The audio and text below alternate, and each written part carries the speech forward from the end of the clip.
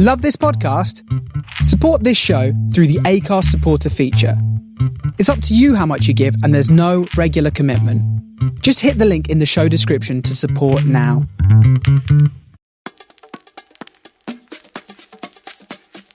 Hello, I'm Jonathan Edgard, and together with Mark Gallagher, we're At The Controls, the podcast which takes inspiration from Formula One, the people, the cars, the technology, and the positive philosophy that underpins the sport. And you don't get more positive and can-do than Mark Webber. His Twitter handle, @AussieGrit, says it all, rising to challenges wherever and whatever they were. 9 times a Grand Prix winner with Red Bull and World Endurance Champion with Porsche. And we're joined by another high flyer, literally. He's top British pilot Ben Murphy, who defied all those who said he'd never make it to become commanding officer of the Red Arrows during his 5 years on the team. He then went on to become the most successful first-year pilot in the Red Bull Air Race. And Mark Gallagher, first question to you before we start meeting Ben and Mark. How is the unicycling? Mika Hakkinen in the last podcast set you a challenge. Have you responded? I'm not even on the starting grid yet, Jonathan. The unicycle is ordered from Amazon. Unfortunately, it's coming from China. I don't know if it's being manufactured in a factory in Wuhan, but it's taking far too long to turn up in my driveway. Now, I'm kind of secretly happy that this ordeal or opportunity hasn't yet actually kicked off, but it will do, and I will keep you posted. But in the meantime, I've been very busy because there's been so much happening in Formula One. The last week of May in particular, we saw pretty disastrous financial results from McLaren Group. We saw the news that Williams are up for sale, which we're going to talk about in a while, and lots of news, of course, emanating from Formula One. Most importantly of all, finally, we're going Grand Prix racing in a month's time. Plenty to talk about with Mark, plenty to talk about then with Ben and Mark, as in Mark Webber. You may remember these two meeting for the first time when Ben flew Mark for Channel 4 in their opener for the British Grand Prix for Silverstone last year in 2019. But we began by asking how these two high flyers were surviving lockdown. They've been able to do nothing really for the past 3 months or so. Pretty well, mate. I've been in denial that we'll be right next week, we'll be okay. And then it just, it just carries on. I spent the first phase in Australia, and then I've nipped back to the UK. I'll be going to France on the weekend. So I've had a sample of lots of different locations during it, to be honest. Travelling back from Australia was extremely straightforward, very, very easy, which was a surprise. I was a little bit nervous about that. But like all of us, mate, we're just going through it, trying to be as positive as possible. You know, there's obviously the ginormous health challenges and concerns out there, but obviously the financial implications of all this. So, it's not until I flew across the world, mate. I mean, I knew about it clearly. It's ginormous. There's no question about it. I was in a bubble in Australia. I get on a plane, you fly all the way around the world, virtually, or halfway around the world, and you see the world shut off like it was. Then it hits you between the eyes that this is going to take a while to come back from. And Ben, you should have been earning. You should have been flying for the Blades aerobatic team, and you've been doing nothing so far. Grounded. How are you coping? Climbing the walls? Yeah, absolutely, figuratively and quite literally. Yeah, it's not a great industry to be in at the moment, but we're doing the same as everybody else, and just hoping that those restrictions might loosen up enough for us to do some flying. I'm pretty confident we'll get something in towards the back end of the year. And do you know what, Jonathan? I'm a big believer in where there's chaos, there's opportunity. So we've been looking at various other ways that we can operate, and some great new ideas have come out of it. So still some good times ahead, I think. Formula One finally announced the beginning of the season, 8 races in 10 weekends, an incredibly intense, compressed start to the calendar. Do you think that's going to be a bit tricky for the drivers and the teams, just how intense that start to the season is going to be? I think logistically it's going to be extremely intensive. This is uncharted waters clearly for every sport in the world. But, we tick a lot of the tricky boxes when it comes to, international border control, the sort of amount of freight that we've got to move around, just the sheer timings involved. We've got medics involved. We've got, a lot of things that need to be 100%. You can't sort of be half pregnant running a Formula One race. You need to do it well. Can you do it without fans? Absolutely. Can you charge around the world and just, blast through places and think that you can be immune to, when it comes to how popular Formula One is or how egotistical it could be, that we think we can have our own rules, which we can't. Austria is probably one of the best places. I mean, you guys probably know more than me, there's no question about that, but one of the best places in the world to attempt to get going. Red Bull is, Dietrich Mateschitz, he owns a track in Austria. He owns a lot of the hotels around there. It couldn't pick a better venue in the world for logistical operations anyway. not in terms of geographically getting the teams there, but they'll work through that. And I think that it will be a tremendous message to have the race there. And then Budapest and British Grand Prix, Spain, I mean, wow, off we go, mate. But they've got to bank these European races as hard and as fast as they can, and then look at the flyaways at the end of the year, if they're even going to happen. Now, for you as an athlete, as a driver, 8 races in quick succession, what does that add in terms of the focus required? And is that going to be punishing for some drivers more than others?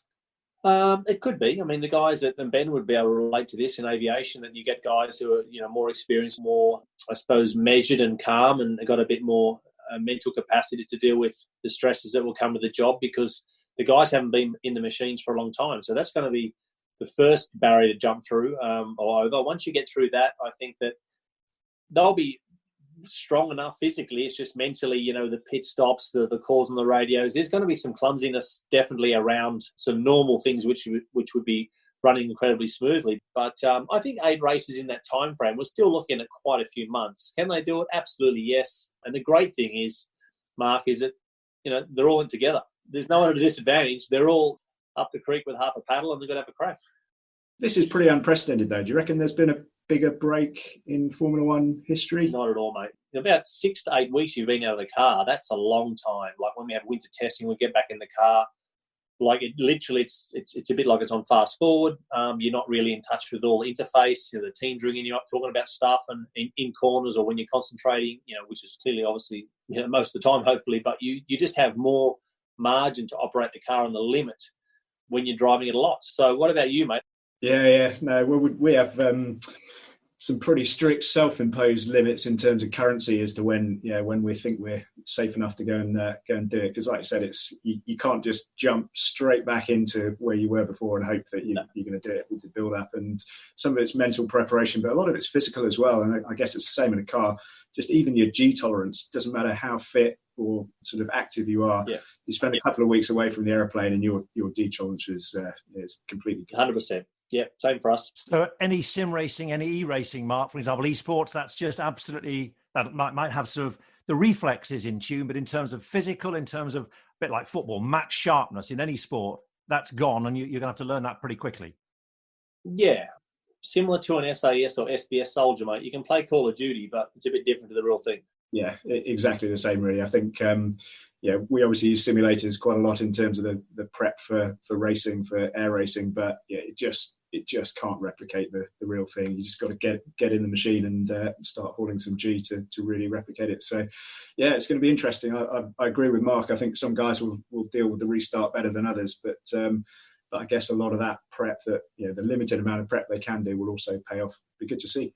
So is this a chance for others to compete against Lewis Hamilton? Can they start the season quickly? However, 3 months later, as you might say, because we always used to say about the Australian Grand Prix in Melbourne, you get a start there, and then, of course, the big guns then start to get developing and so on. Lewis Hamilton, even at 8.5, 9 out of 10, he's still very dangerous. He's quick. He makes so little mistakes. Very self-critical, whether it's training, whether it's short qualifying format, whether it's a delayed start, whatever. He's just got so many strings in his bow right now that if operationally Mercedes can, present him a car that's going to be reliable in the first few events, then, clearly he's still the form guy. And he's the guy that needs the niche running. He can be up to speed so fast. There's not many weak columns for Lewis when it comes to this type of condensed program. The normal suspects are going to be there, no question about it. I'm fascinated with Ferrari. I really want to see how quick they are. There's chat that their cars, is not the greatest thing in terms of lap time. So that will be great to see in a bizarre sort of way. Ferrari are really mid-pack and top 8, top 6 on challenge for victories. What do you think about the Seb Vettel situation? He didn't play that particularly well, did he, in terms of the politics at Ferrari? Because once that Charles Leclerc contract was announced being so long-term, it seemed pretty obvious that Seb was on dicey ground. Absolutely. I think that, as we all know in Formula One, there's always 2 cars in a team, and naturally there's a tendency that there's a cycle where all the opportunities are in Leclerc's corner right now in terms of him being the next favourite one at Ferrari. Yes, Sebastian has sort of done his best to what he could to sort of set the team up and have it in a position to win a world championship in the last few years. Hasn't happened.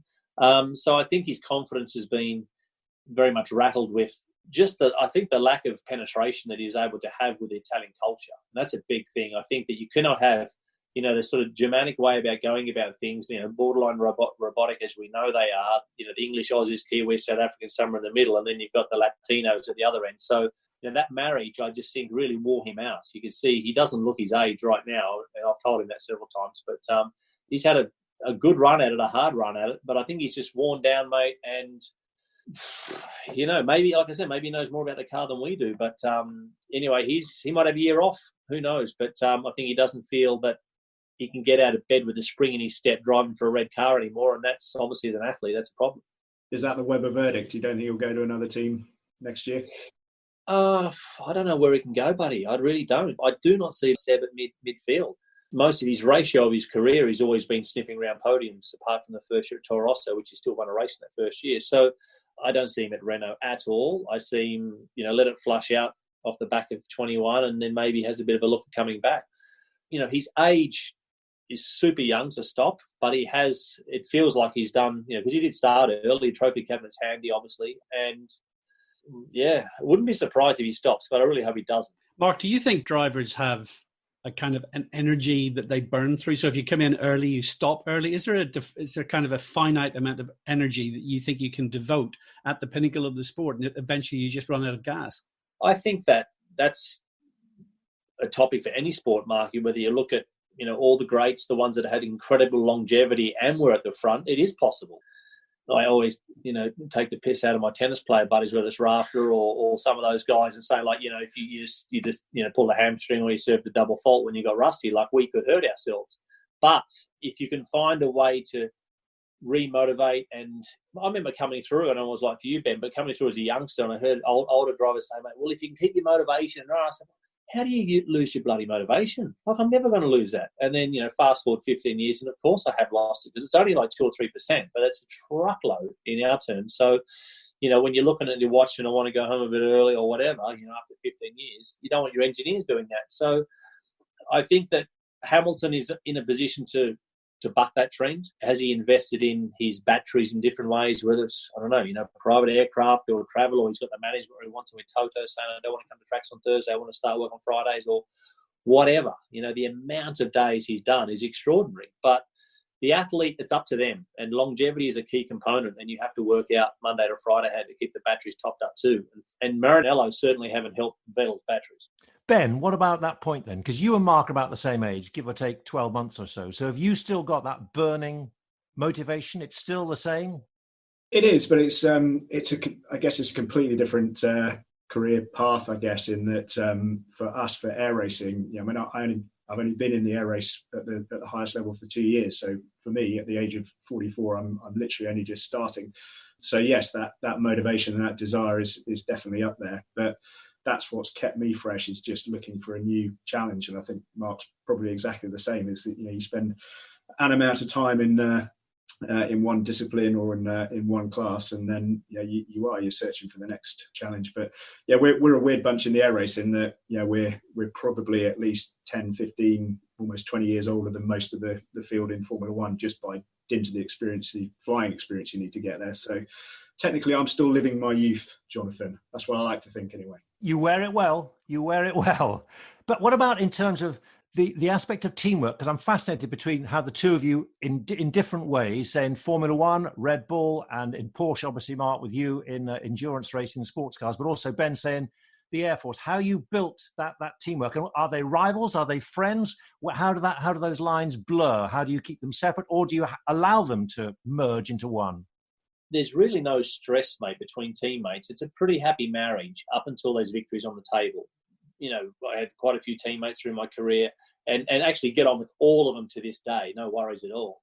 I mean, the Germans a bit tricky, don't get me wrong, but in terms of the no, it's all right. I love them. They pay my bills. They're all good. Yeah, but when victory's on the table, then it gets tight between the pair of you, because irrespective of the colour of the car, you want this guy's measure, and it just creates stress. And then it sort of compounds the stress, because you're bringing that back into your own environment, because I want to start, it's like you, mate, with some really cool moves or tricks, and you want to do something, and you're going to have to start, opening all of your information and your preparation and tech about how I'm about to go and try and do this extraordinary move with the aircraft. But you really have to explain it out to lots of other people you're in competition with. So that in turn creates a bit of mistrust. Sort of, what are you allowed to put on the table? What do you want to do because you want to have that competitive advantage? So I think just the teamwork is fascinating. I mean, I've always loved, and that's one of the biggest things I miss with my sport is that camaraderie with the mechanics, with that common goal, the desire. Those guys will walk through concrete walls for you to get the job done. If you smash the car up, they'll put it back together. The trust is there. You just got to look them in the eye. We're good to go. So that's really, really rewarding. And that's why I do love sport in that sense. And you'd have the same with the guys that are working on your aircraft. It's got to be, the trust has to be huge, because you don't take like we do with an F1 car, we don't just take it up for a little drive, or you take it up for a little fly. You take it up to put on the limit. Yeah, that's the hardest thing I've got used to in the few years I've been racing, is that, the airplanes we fly in the aerobatic team, they've probably been taken apart and put back together, I don't know, handful of times in their 15-year life. With our racing, is that it's coming apart, getting put back together every single race weekend. Yeah, it's just still a bit of an alien concept to me that you can walk into the hangar one morning, see this thing in pieces on the ground, and then 4 hours later it's ready to fly, and you jump in and start pulling 12G in it. So the trust in the engineer in Andy, my technician, is it's huge. Has to be. Yeah, that's right. Are you like that with your equipment, Jonathan? Absolutely. Actually, I'd look after. I'm a sole entrant, sadly. If I was going to say, just on my point about teamwork, I'm fascinated on the way up, say, to the Red Arrows, and even to begin with. I mean, again, this is where we'll maybe come to this a bit later. Just the rivalry when you clearly, you were good in the Royal Air Force, but to get into the Red Arrows, you've got to be good. But you also, like Mark on the way up in motorsport, you can see he's good. I've got to try and beat them. And constantly, you're aware, surely, of people who wanting a place in the Red Arrows like you, and you've got to show that you're good, and you've got to show your ability. How easy is that to manage? Apart from just doing the job, you're competing against others like Mark was. Yeah, it's a competition in that there are only so many places for a much bigger pool of pilots who are applying. But to be honest, there is absolutely nothing you can do about that, because all you can do is just do your best of your own abilities, and fly as best you can, and perform as best as you can, because nothing that you do is going to affect what anybody else does, and nothing that they do is going to affect how well you do. So it is literally just how well you can do yourself. So there's a competitive element in the sense that you're all striving for the one place. But I guess the biggest difference really in the context of your question, Jonathan, in the Reds, is that that teamwork was all about achieving the greater good. So there are 9 of you all striving to produce the best display or the best performance you possibly can. So in that sense, we're not competing against each other, and indeed it would be pretty disastrous if we did. You've both performed at the absolute top of your professions, and I was wondering, really, start with Mark, but I'd like really, Ben, you to follow up on this.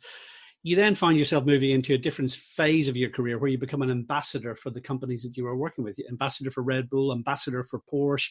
We see you on social media with a new 911 Turbo S last week and all that good stuff. Do you get satisfaction out of that? I mean, it's a pretty basic question, because it's a very different type of life, isn't it, where you move into becoming an ambassador. And then really with Ben, also with the Red Arrows, a big role of that job is being an ambassador for the thing and for the country, in your case, that you love. Is it qualifying at Monaco on pole position? No, it's not. It's hard to replace what I did in a previous life. Do I love representing those brands? Do I feel it's authentic? Do I feel it's engaging and not really a chore? Absolutely, because the loyalty, for example, with some of those companies, which they were extending to me outside when I was contracted to other partners, or whether I had, for example, Dietrich, again, back to him when I had a nasty mountain bike crash, and the way he handled that as an individual to me, in Tasmania, the other side of the world, and he's on the phone, Dietrich ringing me, like, why the hell is he talking to me? But the way he handled that, I'll never forget that. So I find I'm very, very, very fortunate. I also seek very good counsel and advice on how to probably, I suppose, handle that second phase, the transition or the glide slope, whatever you want to call it, off the back of competing, because when you're finished, you feel tired, you feel pretty knackered, and you're not really up for too much travel or too much FaceTime with people in terms of the interaction. But all the best advice I was given is it's like you've got to stay on the treadmill now, because if you have a sort of a 5-year gap and then you pop your hand back up, then well, guess what, you very, very, very quickly become non-relevant, which it's not a ginormous egotistical thing at all. It's just that, if you want to stay current and you want to stay inside the spheres of those brands and where they're operating, then you need to have good understanding of that to do that. It's not a game. It's something that's real. So it's not as what it was, but the companies that I do represent now, I try to contribute. I love Every Day's a School Day too, because you've got to look at it through a different lens. Obviously, they're big corporations, so that's fun, and I learn a lot off those guys. For me, I remember back being sort of knee-high to a grasshopper as a kid at an air show, and a Red Arrow coming over and actually giving up the time to talk to me as a little kid. But that moment always struck with me, and certainly in my 5 years on the team. You join the Red Arrows as a fast jet pilot because it's the next flying challenge. I came from flying the Harrier, which was awesome, but flying the Reds was the next challenge, and you think it's fantastic flying, and it is. It's only when you get there you realise what that stands for, what that means for the country, what it means for the Air Force, and you're there to actually do a job, which is, yes, it's to fly, but it's also to inspire people to get involved in aviation. It's to generate the recruitment for the next generation of Air Force cadets, and it also plays a massive role in industry as well. And I remember, I spent 5 years back to back on the Reds, and some days you'd be absolutely knackered, just worked a 12-hour day, and then some little 5-year-old kid comes up and wants an autograph and wants to start talking to you. And I always remember back to when I was a little kid, because that 10 or 15 seconds that you take to speak to that kid will probably change his whole day and could change his life. I remember some kids who were sort of 10, 11 years old, you meet them and they'd come and find me again in an air show 5 years later and say, thanks for talking to you. I chose this subject. I really want to join the Air Force now. I'm in the Air Cadets. I've applied to get in. And this, you go, holy crap, that's, just a few seconds of talking to the guys have effectively changed. And it is a huge responsibility, certainly on that level. You realise that actually the entity of what you're involved in is way, way bigger than just 9 jets and a bunch of pilots looking to have some fun. So yes, I enjoyed that the most out of my career on that, I think. And yet you were told not once, not twice, but 3 times, sorry, Ben Murphy, you are not officer material. You're not good enough to join the RAF. How the hell did you keep going, having been told repeatedly the door is shut? Yeah, that was a bit of a stinger, and like Mark, I'm sure, where your sole focus, your sole ambition is to do this one thing, and then being told, actually, sorry mate, you can't. Don't darken our doors again.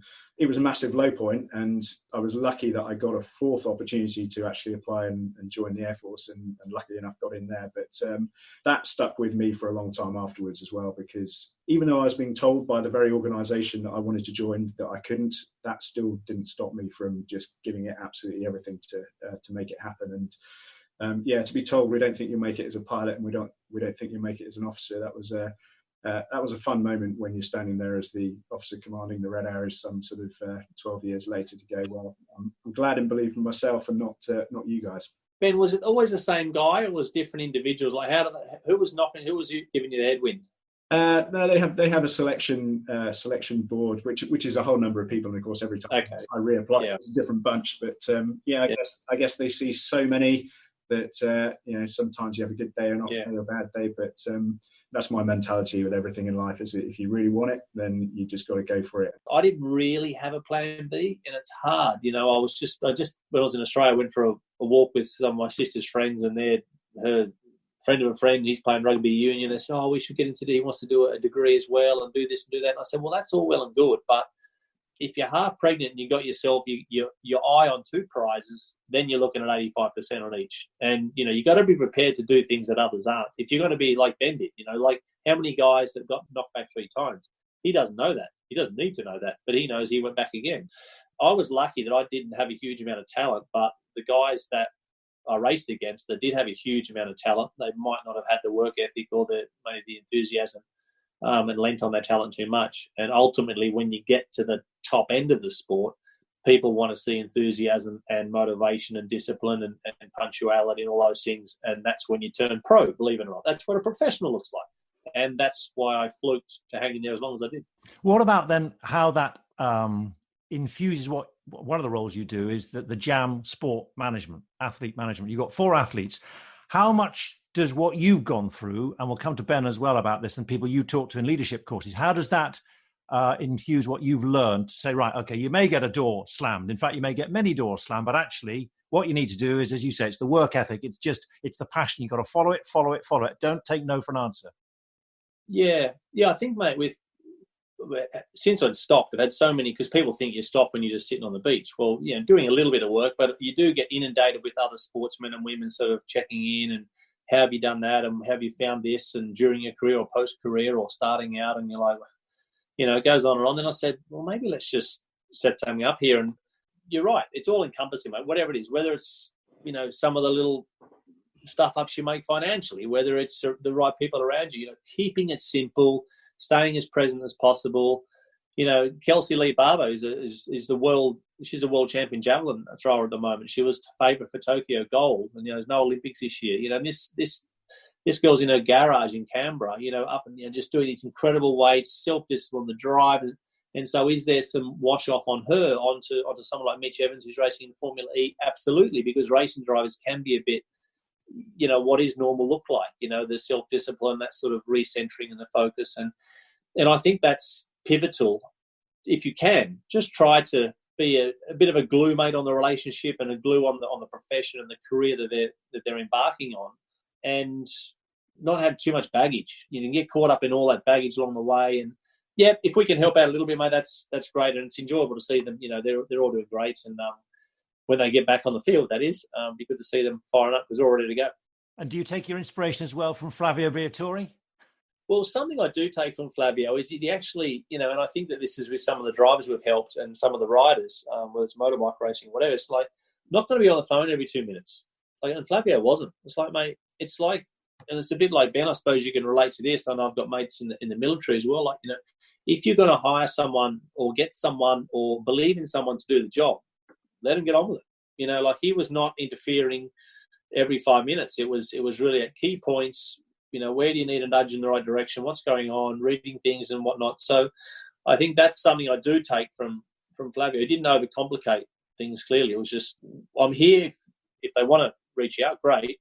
That's part of the test. The test is not to be having counsel all the time, because you're going to get found out eventually. You have to be able to have shoulders and thick skin and be able to deal with the adversity and crack on. And it's got to be water off a duck's back, because most people don't even see it. It's not even an issue. Like the good people or the people that have that excellence in their DNA, they don't even see that, do they, mate? You see that, Jonathan, and both Mark, with the guys you've seen. That's just normal. Where that benchmark is, it is normal. It's just that's how they operate. And the ones that need that love and, will I finish fifth, but maybe it's still good, isn't it? It's better than sixth. It's like, well, mate, it's going to be a short career. You're absolutely right, Mike. You can't mollycoddle and sort of steer people all the way. And arguably some of the best experiences you're going to get on the way to the top is failure and setback, because that's where you learn the most about yourself, about the surroundings, about the situation. So to me that's arguably one of the most important things that people do have to learn. And you can't learn that other than just going out there and sticking your neck out and seeing what happens. One of Nicky Lauda's last public speeches that he did, which is right up your alley, Ben, in terms of whether it's aviation, right up my alley, which is motor racing. But Nicky he said exactly that. He dedicated his Laureus Lifetime Achievement Award to, he said, this is to the losers, because I learned everything by failing. You've had smooth flights, mate. You go up there and it's like seamless. Yes, your preparation's been immaculate. Everything's you've dialed in. It's been amazing. But the races that you win, or you get flogged, or I get belted in, or you didn't prepare right, or you read the conditions wrong, or you just you didn't sort of read it as well as you should have done. That's when the school day's on, isn't it? Because and I often think of that with Nicky. It was one of my great heroes. I loved him a lot, and he spoke a lot of sense about how learning from the tough moments that's what the good people do. Mark, on that point, Nicky, of course, had another parallel career in the world of aviation. He was a professional pilot. You've gone into flying. Talk to us about the appeal of flying. You've driven Formula One cars, you've driven endurance cars, you've won all kinds of amazing things, driven amazing pieces of technology on the surface of the planet. What is it about the appeal of flying and the challenge, and also the risk involved in that as well? Yeah, I think we can blame Barry Sheen. He got Mick Doohan into it, and Mick Doohan, you got me into. So I did quite a few hours with Robinson 44 a long time ago, just doing my thing, and obviously flying with mates and like have a little go, and you're chipping away and doing more than you should be in terms of not overly risky, but just like, having a go and like, I'm just loving this. Why don't I get my license? And it was just something that I always wanted to do, was to be able to say I could, fly a helicopter solo. I want to be able to get up there and have a look around and do my own thing and have that the next layer of independence. And, getting a helicopter in the hover and just holding it just that 2 feet above the ground or 1 meter above the ground is really a tremendous experience. I think it's the preparation I really enjoy too, Mark. That's enjoyable. Again, I've met so many great people through aviation. Certainly, I'm just all ears. It's like the Alex Ferguson thing, mate. Turn the ears on, turn the eyes on, and just don't keep your mouth shut. Just observe and listen, and I'm just, I just soak it up as hard as I can. Is there a little risk gene somewhere in the back of your brain about motor racing and flying? Yeah. Is there an appeal about managing risk that well? Yes, mate, there is some risk, and unfortunately I have lost mates in aircraft, but I'm doing everything I can to be as professional and as diligent as I can to enjoy my aviation as much as I can and be as sensible as possible. But it is rewarding. Helis are the four-wheel drive. I'm a bit of an outdoor guy, and I like to go to places where I want to drop in and have a look around. If we can start up a little fire and have some sausages, and that's living. I tell you what, that is living. That is beautiful. It's only helicopters, not airplanes. Your flight with Ben Murphy last year over Silverstone hasn't sort of fired another passion. I do like the sensation of being up there. There's no question about that. Whether it's with rotary or with fixed wing, but the sort of the heli component of yes, you're going slow. They're not the quickest things in the world, but actually just the sort of diversity of what you can do with them is highly invigorating. And have you had a go with Mark in a Porsche as yet? No, we're going to have to do a round two, flip it round. I'd love to, mate. Yep, and it's at Silverstone. I think that's probably pretty convenient. So, yep, take that as done, mate. We'll keep the comms open, and love to take you for a run around there at GT2 RS or GT3 RS or something relatively quick. You'll soak it up. I've had all sorts in the passion seat, and you just never judge a book by its cover. Michael Chang, the tennis player, hated it, absolutely hated it. Chang was begging for mercy. His wife, I could have done Le Mans with her. She was like, loved it, played out more. So, everyone's different. As we come to an end then, just one final thought, and it sort of throws it forward to the resumption of Formula One. The Williams story, how do you see that progressing? Claire Williams saying that the team is up for sale. Your former team, you spent 2 years there. I remember you said that it was a period of Formula One desert for you because the results were not good, the ambiance, whatever. But generally, for Williams and Formula One, how do you see that story developing? Well, I think for independent teams, they're looking down the gun barrel in terms of what the new Formula One looks like. And if you're a little bit flaky pre-COVID, then you're going to be super flaky now in terms of how your commercial partners look, just your overheads and just the sort of what you have to run the team on a day-to-day basis really can catch up with you very, very quickly, because even the top teams, when we've done this light switch in terms of turning the racing off and not being able to justify our commercial obligations and all the chain is just incredibly long, whether it's, all the TV and all the plans that they have, to be able to justify all those, to make sure all the commercials line up. So I think it's a good thing for Williams to have finally made the call that it's not a white flag, but it's just like, okay, well, we can't crack on as we are. We need outside funding, whether it's a minority, whether it's the majority, in terms of how they're going to do that. I mean, the stake of the team, whether they lose control,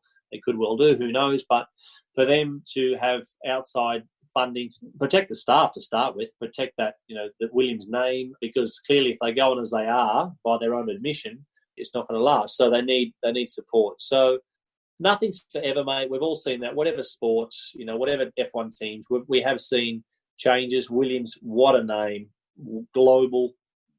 Frank's legacy is extraordinary, and let's hope that they can find. And McLaren, there's a couple of still independent guys. Other teams are married up with very, very good sister relationships in terms of gearboxes or engines or sharing funding and also sharing votes at the Formula One table when it comes to key decisions.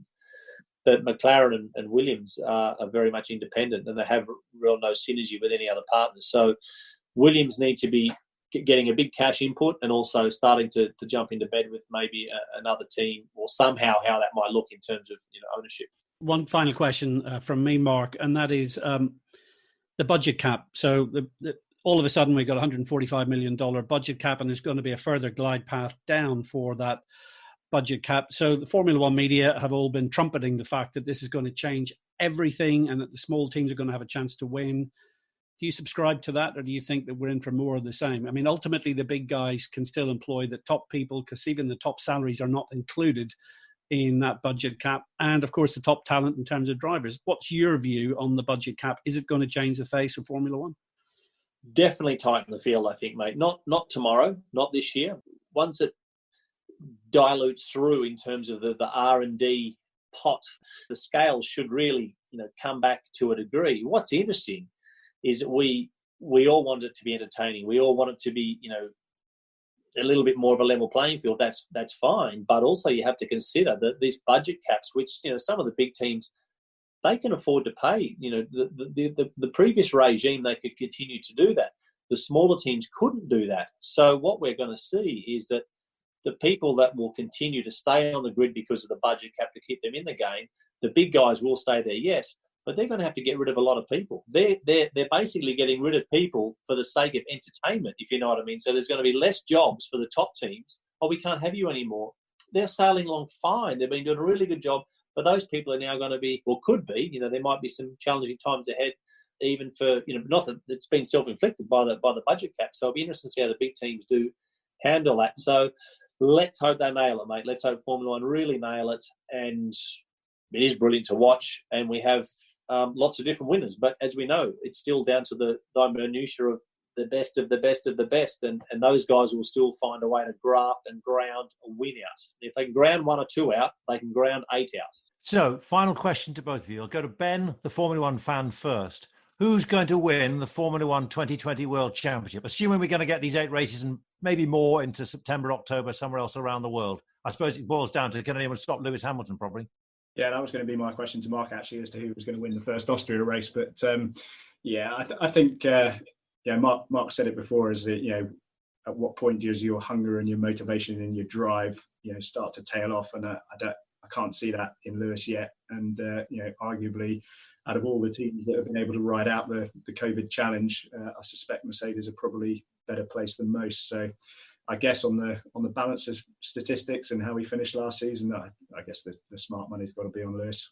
It would be great to see him win a 7th, but equally, who knows? It's been a big gap, a lot of time off, so that might throw something to the mix, certainly for the few races. It's going to be fun though. Can't wait for it to start. Yeah, I think it is Lewis. He's the favourite. Clearly, I think Austria, interesting though, is it's a different circuit. It's not going to be the form card. The asphalt there is very weird. It's a bit of a funky layout. Mercedes haven't enjoyed good success there, actually. So let's see how that goes. It'll be good if it is a different start because of that, in terms of someone else winning, and then Lewis, maybe taking the fight for the 7th world title, as Ben says, for the 7th world title, which I'd also like to see him get, to be honest. I think it'd be great. I don't want him giving it to him. I mean, he needs to go out and earn it. But they've got to have 15 races, I think. Yeah, they need 15 for the TV contracts, but they only need 8 races for an FIA World Championship. Okay, but I think there's 2 things still in Hamilton's favour. One, he will never forget that. Again, I've been banging on about Niki Lauda. That guy had such an amazing influence on Lewis Hamilton. When he's having his tricky moments and he's looking at, inventing excuses why it's getting a bit too tricky, the Lauda factor will be in there. And I think another thing, and I've watched this Last Dance, this Michael Jordan documentary on Netflix, and that's another thing that I really think will resonate well with Lewis, is that, and it's highly topical at the moment for lots of really bad reasons, but, I think just the way that he will find energy and because he's so bloody good, often he is competing with himself. And as long as he doesn't invent tricky situations in his own head and finds fresh motivations, he's still going to be dangerous for a few years to come. Providing Mercedes, look, there's a lot of things depending on how their appetite is for Formula One as well. Toto Wolff, again, extraordinary. One of the best team, well, if not the best guy we've seen in the last few decades of the sport in terms of operational and management and leadership. So it'd be good. Let's see. Great to hear, Mark, don't you think, from Ben and Mark Webber there? Fantastic stuff, real insight, and particularly about, not just about Sebastian Vettel, but also about Lewis Hamilton. He can go on for some time. I mean, is he going to be still driving in another 3-4 years into his 40s? And the essence of his motivation too, being driven by what's happening, the civil unrest in America. Also, he references the Michael Jordan documentary on Netflix, which has been fascinating, the insight basically into a winner. Yeah, I mean, honestly, it's nothing less than you would expect from someone of Mark Webber's caliber. But the very fact that he can understand what it is that tweaks Lewis Hamilton's motivation. And of course, in recent days, we've seen Lewis Hamilton post on social media about the kind of stony silence from the Formula One community on the protests that are happening in the United States following the tragic events there. And then all of the other Formula One drivers very much falling in line behind Lewis and then supporting him in the fact that he wants to use his platform and his profile to spread his views on the fact that racism continues to be such a problem around the world, and something that in Formula One doesn't really get talked about a great deal, because for all that we mention about the fact that Lewis Hamilton is a black racing driver, Formula One remains a fundamentally white male European sport. So at a time when, in recent years we've talked about women in motorsport and the arrival of the W Series and trying to deal with sexism in the sport, actually racism in the sport is something that we also need to think about. And I do suspect that Lewis Hamilton will now be influencing the FIA and Jean Todt, the president of the FIA, in thinking about what initiatives motorsport can do to help address the inequalities that exist around the world. He's been seen, and he understands his role, as you might say, as being a trailblazer. But at the moment, it's very much a solo effort, isn't it? Well, as I mentioned in an earlier podcast, I did an event with Lewis Hamilton at the beginning of February this year. And Lewis talked about the fact that one of the things that depresses him quite a lot is that there are no black racing drivers coming through to follow in his wheel tracks. And as he enters what will be the final years of his Formula One career, he's disappointed to see that there isn't another Lewis Hamilton coming through, and he wants that to be addressed. And I know it's something that is very close to his heart, and he talked about the fact that he's engaged with Jean Todt and the FIA to look at initiatives that can be brought in to improve diversity, ethnic diversity, in the sport of Formula One and across motor racing. And I think what's happened in recent days is going to give further impetus to that. One other thought, and again, we talked about this with Mark, about what's happening at Williams. You mentioned this at the start too, talking about McLaren, the figures there for the first quarter, some huge loss. This is a tough time, isn't it? It is very worrying times. And I think anyone who doubted the effect of COVID-19 on motorsport and Formula One in particular now realizes we're going through a game changer, complete game changer. McLaren Group announcing a quarterly loss of £133 million. And then the Williams family effectively, as Mark Webber said, it's not that they're waving the white flag, but what they're finally doing is saying, actually, we need help here. We need inward investment, whether it's minority investment, majority investment, or whether it's a complete sale of the Formula One team. And for Williams and McLaren, two giants of our sport, these are nervous times. But there's a lot of money which they're going to need, isn't it? I mean, $250 million to not just to take over the team, but also to have a plan which is not just more than 2 seasons of survival and hanging on. In order to buy into Formula One, there's got to be a huge $1 billion investment in order to make this work, surely.